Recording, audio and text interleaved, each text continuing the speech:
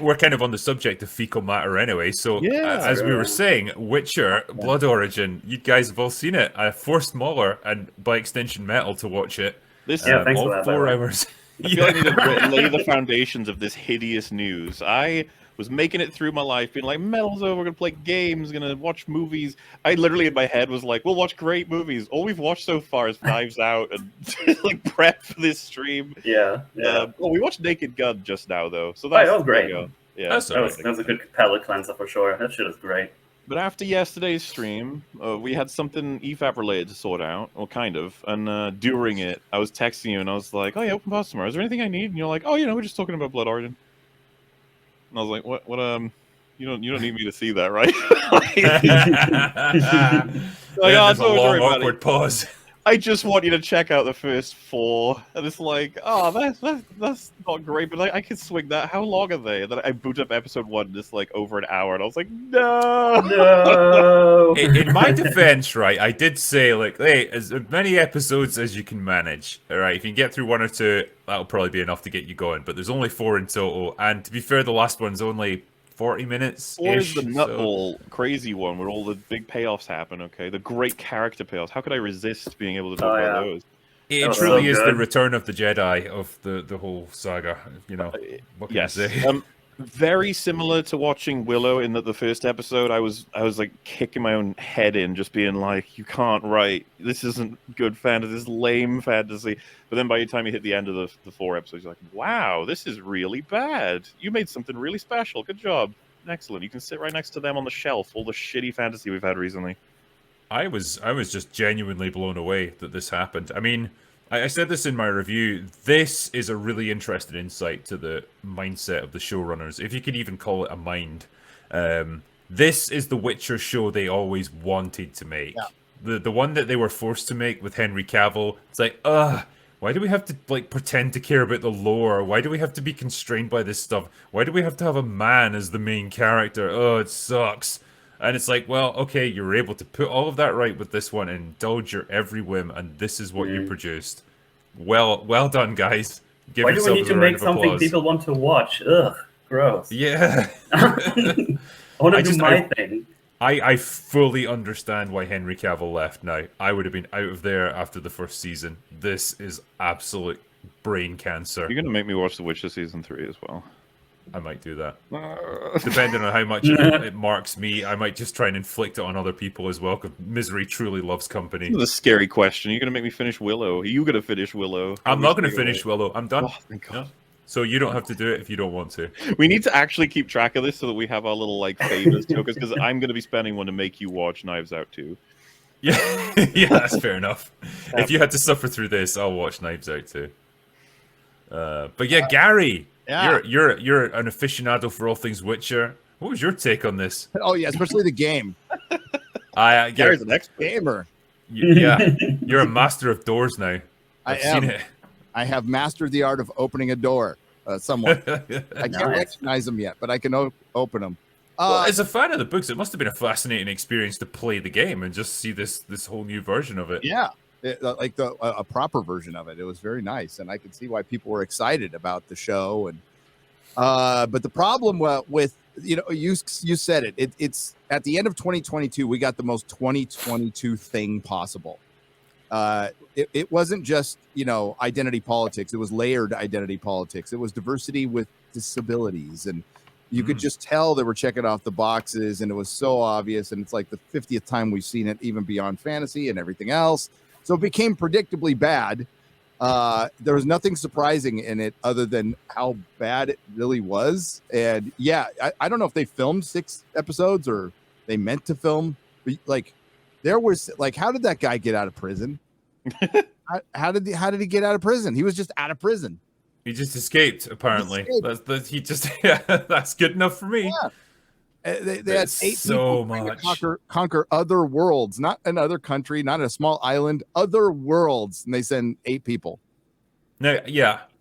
Little ways. I don't know about you, but if I was a medieval culture with soldiers armed with swords and spears, and like one of my guys had gone into one of these other dimensions already and brought back a gigantic dragon monster mutant thing that can vaporize people just by looking at them, I wouldn't feel all that confident about my ability to go into other worlds and conquer them. I would think, I should probably just leave this alone. But this Empress really thinks she can hack it. It's so hilarious. Gonna go ahead and assume most hated character absolutely is that stupid woman that's in charge of everything for some reason and basically runs like 4 coups in the course of 4 episodes. She makes me ashamed to be Scottish. Like, I just ashamed to be human. Like, she keeps... And what is with the show trying to actually get you on his side? What's that about? Finally, she is free from the grips of the blood. And it's like, she just killed everybody. She killed the whole family. Her justification for doing all this, for murdering dozens of people, like, and starting an empire that's probably resulting in the deaths of hundreds, if not thousands more, plus all the worlds that she goes to conquer, is I was sad because I was going to be just married off like a princess instead of being able to decide my own life course. And so that allows me to do all of this other stuff guilt-free. Not how it works, I'm afraid, girl. That's not how morality works. I can't believe we did Black Panther rules where she kills all the leaders, I guess, and then it's like, now you're the leader. That's how that works. That's literally just how that works. There's no... I was scratching my head about this when I tried to do my review because the whole gist of this seemed to be the commoners were really upset with the monarchies because they dragged them into this 1,000-year war. I don't know how a war can go on for 1,000 years, but apparently it has. And so they were resentful towards them, and so they were happy for those royal families to all get murdered, but then they were perfectly willing to embrace an empress. Now, isn't an empress just another royal family? Like, how is this any different? And she's a pre-existing princess. She's part of a monarchy already. Who just killed her brother. Yeah, how does this work? What is this world? What are these people? That is that Hollywood morality that we've been kind of viewing over, especially in the MCU, where, you know, if a woman does it, it's obviously a man's fault. So if she enslaves an entire town with men, women, and children, we just let her go because women. And it's the same thing. It's stupid. It's the intersectionalist point of view, and this was intersectionalist, the fantasy series. Like, I said this on Twitter too. Like, if I was going to write a parody of like what entertainment was this year in fantasy form, it would be Witcher BO. It was hilarious. Yeah. My ass. That's asses. I was like, by the finale, I was laughing my ass off. It was funny as hell. Yeah, dude. I don't think it meant to be. There was a line from main character, is it Ayla? Her name is. I think it's Ayla. I'm going to be honest with you. I don't think I know any of the character names. But I think that was the name. Yeah, I think it's right. Yeah. So you find out, right? She was with her clan. She locked a bunch of children in a building and burned them alive. Right? Okay. And then her explanation for this later is like, I thought by playing my music to people that I could atone for what I did. What? That's how it works. That's fine. Don't how worry does about it. singing a song make it okay to burn children alive? I don't know what. This is the morality of these characters. But it's about the Black Rose. Yeah, like how during the towards the end, they're like, she's the voice of the people. And I was like, no, she isn't. She just sang some songs. Who made that up? Who made that up? But then at the end, she is. Everyone sings about the Black Rose, man. Yeah, and they're like really excited about it. It's like, why? Why? He was just around being a bard. Like, they kind of knew about you, but you weren't like a leader person or something. Yeah, this show is the classic example of like wanting the payoffs without any setup to it. Yeah. Because one, there's no time to get any like setup because it's 4 episodes. Like you barely get a chance to know anyone because there's not enough time. There's too many people. There's too much going on. And 2, the writers don't have any like actual skill. Like, I think they imagined that this Black Rose song was going to be this incredible thematic like thread that ties everything together, that runs through everything, and it just feels so forced and ridiculous and contrived. Like when all the citizens, and I kid you not, a riot that overtakes an entire city is literally portrayed as about 20 or 30 extras standing there, and then they start singing that song, and that's meant to be your payoff. It's meant to hit you right in the feels. Rise up, everyone! Camera pans. There's like 17 people, mostly looking like, what? what's happening? Revolution, everyone! Yeah, at least Rings of Power had the decency to Photoshop people, or sorry, copy paste them so that it looked like there was more. This is just the saddest little thing ever. It's like an episode of Star Trek Voyager. Like, that's the kind of level of production value that it feels like you've got here. Really cheap, wooden-looking sets. Everything's really small scale. Everything's really like low, tight-end camera angles because they don't have the budget for anything like bigger or grander looking. It's so shit looking. It's so cheap. It was embarrassing. Netflix should be embarrassed. Like, there is an other option. You don't have to release this stuff. You could just go, okay, yeah, what? This is bad, because it's going to be a net negative. It's you lose Henry, like, and I don't believe in coincidences. Henry must have seen this. He must have seen this and went, oh no, and that had to have something to do with his decision, because I wouldn't want to be part of anything with this involved. So Henry leaves and kind of undercuts this. Not that it was going to make it anyway. No. And it's like The Witcher on Netflix is dead. It's like, if they were smart, they would cancel it right now. Just end it. You're just burning money beyond this, which, I mean, it's hard to justify that this thing's even turning a profit for them right now. You know, we don't know. We don't see numbers. Is it driving subscriptions? I think it's probably driving them off at this point. Merry Christmas, everybody, to drop that on Christmas Day. Merry Christmas. That came out on Christmas Day, really? Yeah, it did. Jesus. Yeah. I was like, it should sound better now. It changed the microphone on me earlier. There you go. That's better, yeah. Background noise is pretty much gone. Excellent. Okay, yeah, sorry about that. I'm just No, a bit in a hurry here with the setups, okay? Sorry. Beautiful. Yeah, that was.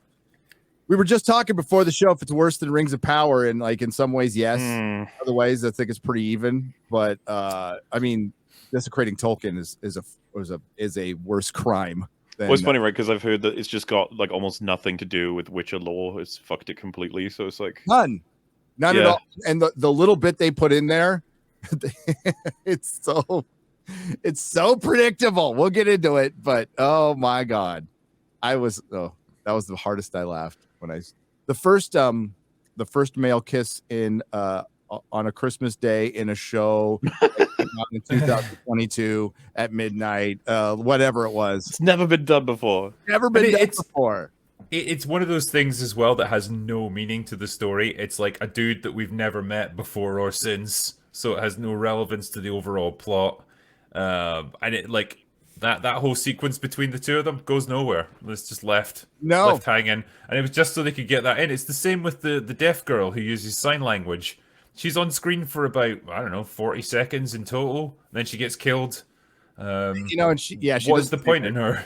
But she's really important to the guy for reasons. I don't know why, but she's very important. I think, again, okay, you've got a character who uses sign language.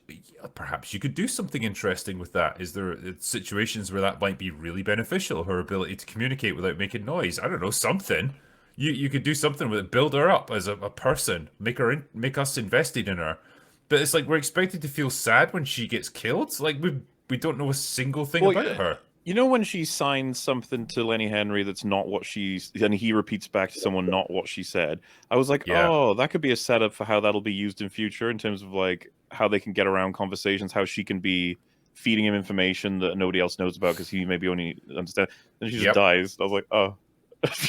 Okay, like, that's that. Why was that just because it's like we have someone who uses sign language in our show? How cool is that? I think it's just that they've covered the entire spectrum. They've got people of all different races, genders, ethnicities, sexual orientations. People with disabilities or impairments in some ways. You've got actual dwarves playing dwarves, which kind of has its own problems. I can see all of that. Where was the story? Did anyone see this? Was there? No, didn't see it. I think their overriding goal was just like, we've got to tick all these boxes. Like, what are we going to do to tie all this together? I don't know. It's like a generic fantasy story, I guess. Fine, okay, that'll do.